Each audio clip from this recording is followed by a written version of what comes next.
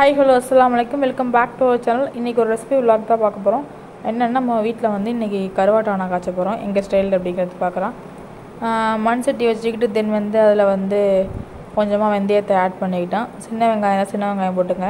அப்புறம் வந்து ஒரு பூண்டு போட்டுக்கிட்டு தக்காளியும் போட்டாச்சு. இப்போ ஒரு பவுடர் ஆட் பண்ணேன்னா அது என்னென்னா பூண்டை இடித்து போடாமல் கார்லிக் பவுடர் வீட்டில் இருக்குது, அந்த கார்லிக் பவுடர் ஆட் பண்ணிக்கிட்டேன்.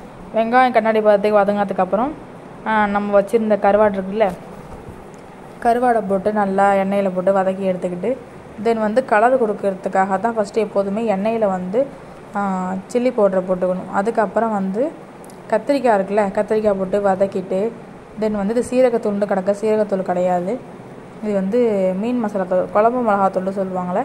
எங்கள் வீட்டில் இந்த மீனானத்துக்கு தென் புளிக்குழம்புக்கெல்லாம் மட்டும் தனியான மிளகாத்தூள் இது இருக்கும். அதை வந்து நாங்கள் மீனான மசாலான்னு சொல்லுவோம். அதை வந்து ரெசிபி வந்து ஆட் பண்ணுறேன், பவுடர் எப்படி செய்யுதுங்க அது கண்டிப்பாக பாருங்கள். தென் வந்து மசாலா பத்துறங்கிறதுனால புளி கரைச்சி ஊற்றிக்கிட்டு மசாலா ஆட் பண்ணி அதுக்கப்புறம் வந்து ஒரு மூடி போட்டு நல்லா கொதிக்க விடுங்க. அதுக்கு கொதிச்சிக்கிட்டு இருக்க டைமில் நெக்ஸ்ட்டு அடுப்பில் வந்து இதுக்கு தொட்டுக்கு வந்து பொட்டேட்டோவும் ரெடி ஆகிட்டுருக்கு. அப்புறம் நல்லா கொதிக்குதா, கொதிச்சிக்கிட்டு இருக்கட்டும், பொட்டேட்டோ ரெடி ஆகிட்டுருக்கு. தென் வந்து இப்போ வந்து என்ன பண்ண போகிறோன்னா முட்டை ஊற்ற போகிறோம். முட்டை வேண்டாம் ஊற்றிங்க, இல்லாட்டி பரவாயில்ல, பாட்டி தான் ஊற்றிக்கிட்டு இருக்காங்க.